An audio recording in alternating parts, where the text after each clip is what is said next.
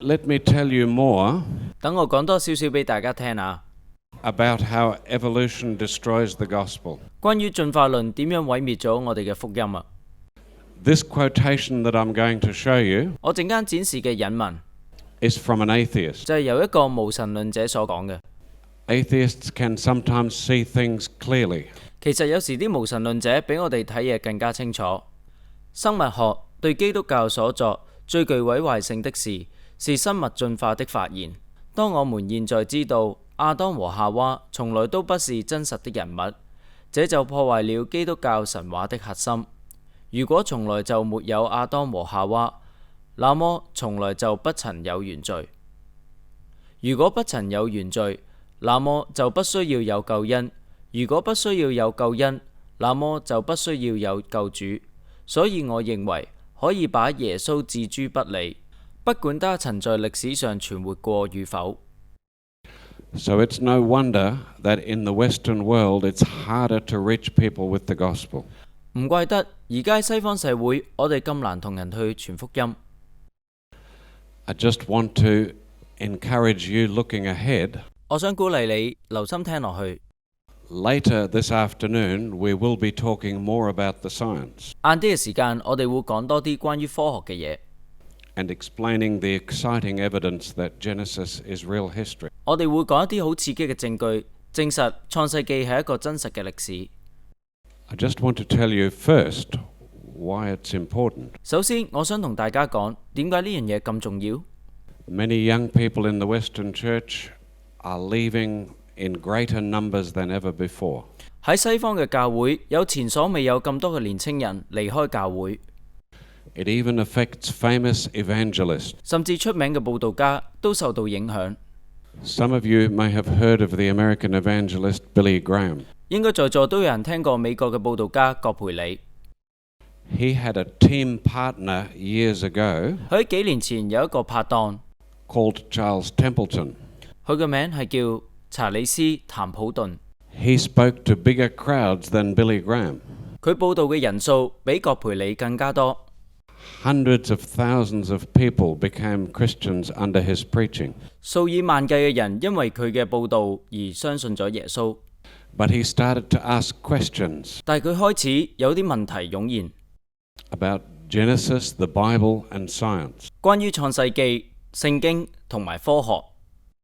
And his fellow evangelists like Billy Graham 例如佢嘅佈道家朋友葛培理 told him, don't worry about that. 同佢講唔好擔心呢啲問題啊， You don't ask questions like that. 你唔好問呢咁嘅問題嘛。 Questioning things causes you to destroy your faith. 問呢咁嘅問題就會破壞咗你嘅信心啊。 So what's the message they were giving him? 咁佢哋咁講，俾咗啲咩信息佢呢？ That there are no answers. 直頭係冇答案嘅。 Even though the Apostle Peter commands us to give reasons for why we believe. 甚至使徒彼得都命令我哋要講出點解相信嘅原因。 And so after a while, he lost his faith. 所以過咗一段時間，佢就對神失去咗信心。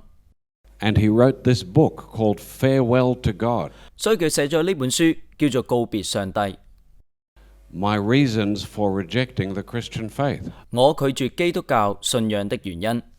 And if you read the book, 如果你有睇過呢本書， it all has to do with Genesis and science.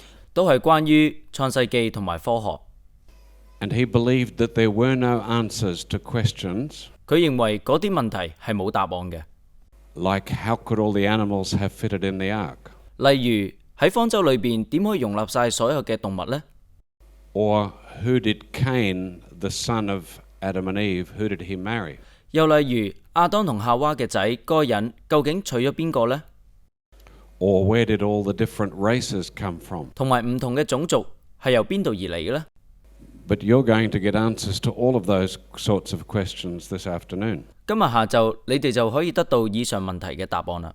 And one of the books that Neville Chamberlain showed you 其中一本陳伯倫牧師俾大家睇嘅書 is called the Creation Answers book. 係叫做《創世答問》。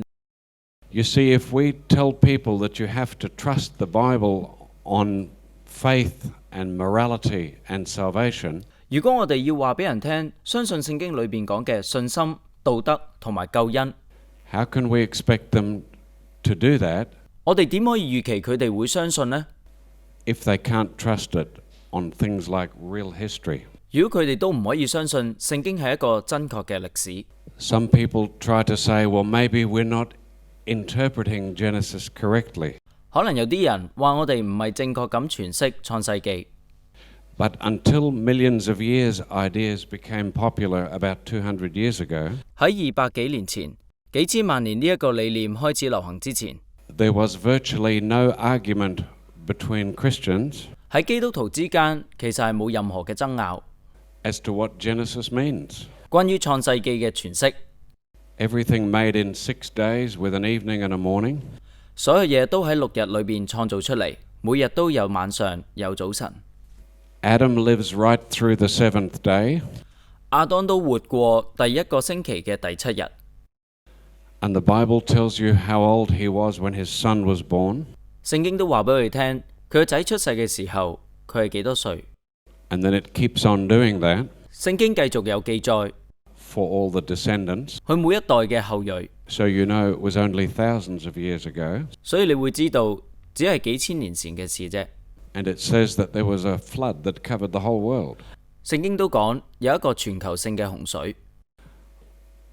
Oxford and other leading universities 喺牛津同埋有好多世界頂尖嘅大學裏邊， have professors of Hebrew 都有希伯來文嘅教授， that mostly don't believe that the Bible is true, 大部分都唔相信聖經係真確嘅， but they will all tell you 但佢哋全部都會話俾你聽， that Genesis is meant to tell you about something real, 創世記原意係想講一啲真確嘅事， exactly what every 10-year-old can tell you, just what it says.